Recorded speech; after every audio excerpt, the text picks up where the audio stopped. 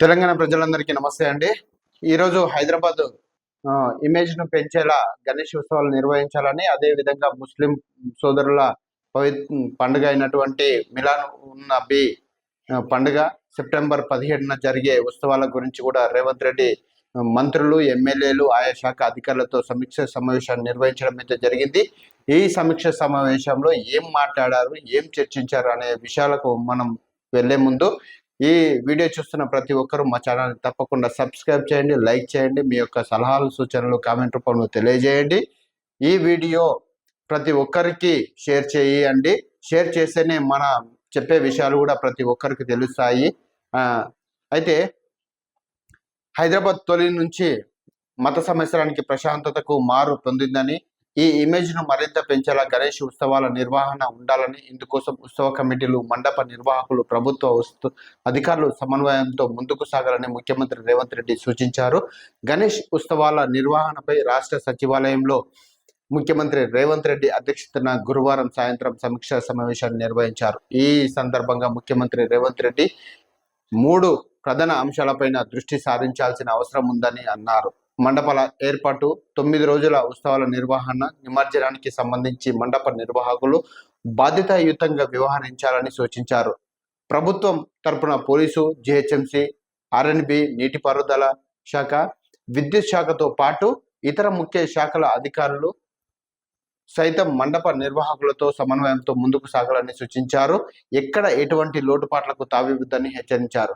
జోన్ల వారీగా ఉన్నతాధికారులకు బాధ్యతలు అప్పగించాలని, ఉత్సవ కమిటీ సభ్యులు మండప నిర్వాహకులతో సమన్వయం చేసుకుంటూ శాంతియుతంగా ఉత్సవాలు నిమజ్జనం కొనసాగేలా చూడాలని ప్రభుత్వ ప్రధాన కార్యదర్శి శాంతికుమారిని ముఖ్యమంత్రి రేవంత్ రెడ్డి ఆదేశించారు. ఏ అధికారి ఏ జోన్లో బాధ్యతలో ఉన్నారు, ఆయా ప్రాంతాల్లో ఉత్సవ కమిటీ ప్రముఖులు, మండపాల బాధ్యులు అన్నింటి వివరాలు సమగ్రంగా ఉండాలని ముఖ్యమంత్రి సూచించారు.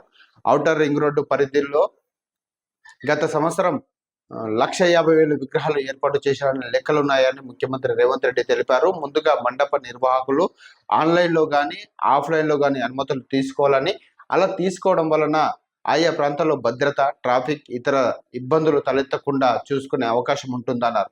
మొత్తం విగ్రహాలను హుస్సేన్ సాగర్కే కాకుండా ఇతర చెరువులను నిమజ్జనం చేసే అవకాశాన్ని పరిశీలించాలని సూచించారు. సరూర్ నగర్తో పాటు పలు చెరువులు నీటితో ఉన్నాయని, ఏ ప్రాంతంలో విగ్రహాలు ఆ ప్రాంతంలోని చెరువులో నిమజ్జనం చేస్తే హుస్సేన్ సాగర్ వద్ద రద్దీ తగ్గడంతో పాటు ఆయా చెరువుల వద్ద నిమజ్జనానికి అవసరమైన ఏర్పాట్లను ప్రభుత్వం ముందుగానే చేసే వీలుంటుందన్నారు. ఈ విషయంలో ఉత్సవ సమితి సభ్యులు, మండప నిర్వాహకులు ముందుగానే సమాచారం ఇవ్వాలని ముఖ్యమంత్రి రేవంత్ రెడ్డి సూచించారు. నిమజ్జనానికి ముఖ్య అతిథులుగా ఎవరైనా పిలిస్తే ముందుగానే ప్రభుత్వానికి సమాచారం ఇవ్వాలని, అలాగే వివిఐపీలు ఎవరైనా వచ్చే అవకాశం ఉంటే ముందుగా తెలియజేస్తే పోలీసు శాఖ వారి రాకపోకలకు రోడ్డు క్లియరెన్స్ చేయడంతో పాటు తగిన భద్రత ఏర్పాటు చేస్తుందని ముఖ్యమంత్రి రేవంత్ రెడ్డి తెలిపారు. నిమజ్జన ఊరేగింపు త్వరగా ప్రారంభిస్తే త్వరగా కార్యక్రమాన్ని ముగించుకోవచ్చని, ఫలితంగా భక్తులు, ట్రాఫిక్, ఇతర ఇబ్బందులు బారిన పడకుండా చూసుకోవచ్చన్నారు. ఉత్సవాల నిర్వహణకు సంబంధించి నగరం పరిధిలోని 4 లోక్సభ సభ్యులు, ఎమ్మెల్యేలు అభిప్రాయాలను తీసుకోవాలని ముఖ్యమంత్రి పోలీసులను ఆదేశించారు. సెప్టెంబర్ 16న మిలాద్ ఉన్ నబీ, 17న తెలంగాణలో వివిధ రాజకీయ పార్టీలు పలు కార్యక్రమాలు చేపడతారని, అందువలన అన్ని కార్యక్రమాలకు సక్రమమైన ప్రణాళికతో ముందుకు సాగాలని, ఎక్కడ ఎటువంటి సమస్య తలెత్తకుండా చూసుకోవాలని పోలీసులను ముఖ్యమంత్రి రేవంత్ రెడ్డి ఆదేశించారు. గణేష్ మండపాలకు ఉచిత విద్యుత్ ఇవ్వాలని భాగ్యనగర్ గణేష్ ఉత్సవ సమితి సభ్యులు ముందుగా రేవంత్ రెడ్డికి విజ్ఞప్తి చేశారు.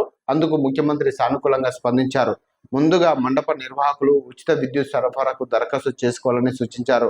అనుమతులు లేకుండా విద్యుత్ వినియోగిస్తే చట్ట ప్రకారం చర్యలు తీసుకుంటామని, జవాబుదారీతనం కోసమే అనుమతి చేసుకోవాలని కోరుతున్నామని తెలిపారు. నిమజ్జనం రోజున సెప్టెంబర్ 17వ తేదీన అనంత చతుర్దశి వచ్చిందని, ఆ తేదీ ప్రాముఖ్యతను తెలుపుతూ దేవాదాయ శాఖ తరపున పర్వదిన ప్రాముఖ్యతను తెలిపే సాహిత్యాన్ని ప్రచురించాలని, ప్రచారం చేయాలని భాగ్యనగర్ గణేష్ ఉత్సవ సమితి అధ్యక్షుడు జి రాఘవరెడ్డి ముఖ్యమంత్రి దృష్టికి తీసుకొచ్చారు. అందుకు అవసరమైన ఏర్పాట్లు చేయాలని దేవాదాయ శాఖ కమిషనర్ హనుమంతరావును ముఖ్యమంత్రి రేవంత్ రెడ్డి ఆదేశించారు. మండపంలో డీజేలు వాడేందుకు అనుమతి ఇవ్వాలని రాజ్యసభ సభ్యుడు అనిల్ కుమార్ యాదవ్ ముఖ్యమంత్రి దృష్టికి తీసుకురావడంతో సుప్రీంకోర్టు నిబంధనల ప్రకారం ముందుకు వెళతామని ముఖ్యమంత్రి తెలిపారు. సుప్రీంకోర్టు తీర్పును అనుసరించి పర్యావరణ హిత ఈకో ఫ్రెండ్లీ విగ్రహాలు ప్రతిష్ఠించాలని మంత్రి శ్రీధర్ బాబు ఉత్సవ సమితి నిర్వాహకులకు సూచించారు. గణేష్ ఉత్సవాలకు సంబంధించి ఇప్పటి వరకు చేపట్టిన సమావేశాలు, ఉత్సవ సమితి సభ్యులు చేసిన సూచనలు, పరిష్కరించిన సమస్యల వివరాలను మంత్రి పొన్నం ప్రభాకర్ వివరించారు. మొత్తంగా 25,000 మందితో భద్రతా ఏర్పాట్లు చేస్తున్నట్లు DGP Jitender, Hyderabad city commissioner Srinivas Reddy తెలిపారు. అన్ని శాఖలతోనూ సమన్వయం చేసుకుంటామని చెప్పారు.